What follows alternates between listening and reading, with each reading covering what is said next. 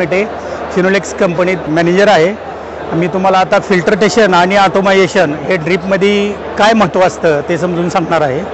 आता जनरली हा जर फिल्टर घेतला तर हे ऑटोमॅटिक फिल्टर आहे। ऑटोमॅटिक फिल्टर काम कसा करतो, इनलेट आणि आउटलेटमध्ये 0.5चा डिफरन्स पडला की तो स्वतःला साफ करतो।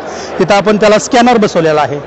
स्कॅनर बसवल्यामुळे फायदा काय होतो या फिल्टरचा, शेतकरी बांधवांनी जर हा फिल्टर बसवला तर ह्याचा फायदा अशा प्रकारे होतो की आपण समजा 10 HP मोटर चालू केली आहे, 10 HP मोटर चालू केल्यानंतर तिचा फ्लो समजा 50 ते 60,000 लिटर ताशी असतो, त्या फ्लोच्या प्रमाणे फिल्टर काम करत नाही।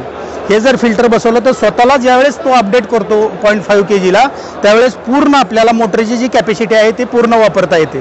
त्यासाठी हे हा फिल्टर अतिशय उत्तम आहे, ड्रिप इरिगेशनसाठी वरदान आहे। त्याच्यानंतर ह्या फिल्टरसाठी आपण काम करण्यासाठी प्रेशर सस्टेनिंग वॉल बसवलेला आहे। प्रेशर सस्टेनिंग वॉल काय काम करतो, प्रेशर सस्टेनिंग वॉल फिल्टरसाठी समजा 1 kg ऑपरेटिंग प्रेशर लागत असेल तर ते 1 kg प्रेशर दाबून ठेवायचं प्रेशर सस्टेनिंग काम करतो। त्याच्यापुढे आपण बसवलेलं आहे वॉटर मीटर।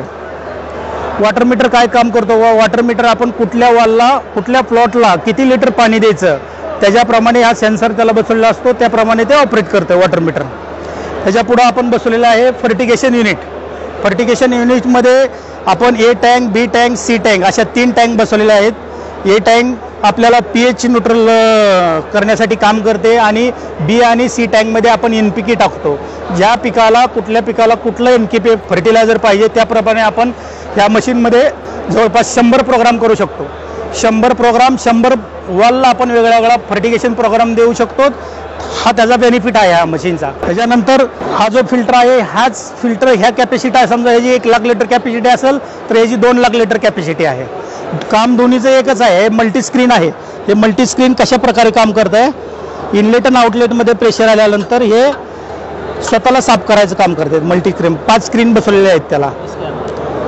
इथं स्कॅनर आहे, या स्कॅनरने आपली अडकलेली घाण बाहेर काढली जाते। यातून शेतकऱ्यांसाठी कसं झालं आहे, आपल्या पाण्याची क्वालिटी बघितली तर महाराष्ट्रातली सगळ्यात खराब क्वालिटी आहे पाण्याची। त्या पाण्याच्या खराब क्वालिटीमधून चांगल्या प्रकारे उत्पादन काढायचं असेल तर आपल्याला फर्टिगेशन मशीन आणि फिल्टर ह्याच्याशिवाय आपल्याला पुढं पर्याय उपलब्ध नाही। त्याच्यासाठी हे आपण गॅल्कॉन आणि अमेड यांच्याबरोबर आपलं टाईप आहे इस्रायलचं, आणि ती टेक्नॉलॉजी आपण प्रत्यक्षात आपण उतरवतो महाराष्ट्रात। ही जर सिस्टीम बसवली तर सर्वसाधारण 4-5 एकरवाला शेतकरी बसू शकत नाही, पण ह्याच्यासाठी आपल्याकडे छोटे कंट्रोलर आहेत। छोटे कंट्रोलर हे 1 एकरपासून जवळपास 25 एकरापर्यंत हा कंट्रोलर काम करतो। ज्या पद्धतीने हा कंट्रोलर काम करतो त्याच पद्धतीने हा मिनी व्हर्जन आहे त्याचं। हे सर्वसाधारण शेतकऱ्याला 1 एकरापासून परवडेबल आहे। साधारण 5 एकराचं जर ऑटोमायझेशन ह्या पद्धतीने करायचं म्हणलं तर जवळपास शेतकऱ्याला एक 50 ते 60 हजार रुपये खर्च ॲडिशनल द्यावा लागतो।